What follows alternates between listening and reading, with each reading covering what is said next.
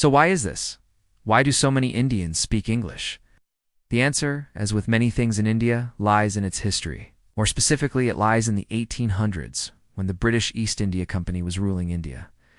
Now, if you don't know much about this period, here's a quick summary. The British East India Company was a private company chartered by the British Crown to trade in the East Indies. But soon they became more interested in ruling the region than trading it. By the mid-1800s, they had taken control of almost all of India. Now, the British were well aware that they did not have the manpower to rule over such a large and diverse population. So they came up with a plan. They would use a small group of Indians to interpret the laws and policies of the British government to the people. And to do this, they needed a common language. A language that could be used to communicate across the vast expanse of the British Empire. They chose English. In 1835, the British government passed a resolution that would make English the official language of the company. This resolution was authored by Lord Thomas Babington, who later became the Viceroy of India. He was an Anglophile, and he argued that the English language would help create a class of interpreters, would facilitate the smooth functioning of the empire. He said, and I quote, "A single shelf of a good European library was worth the whole native literature of India and Arabia."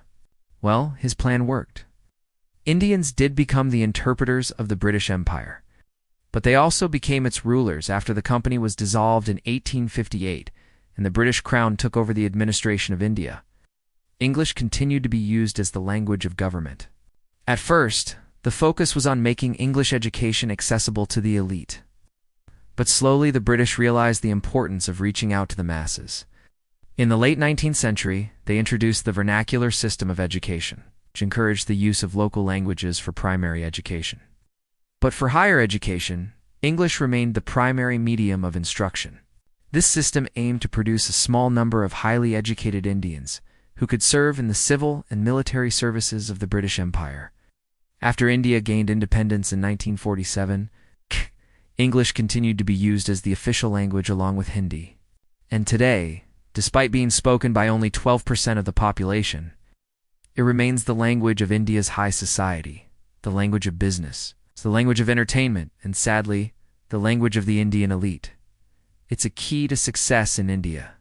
But more than that, it's a painful reminder of a language that once served power more than people. So the next time you find yourself in India and you hear the sweet melody of the English language, just remember, it's not just a linguistic coincidence. It's a legacy of the British Raj that lingers on in India even today. Thank you for watching.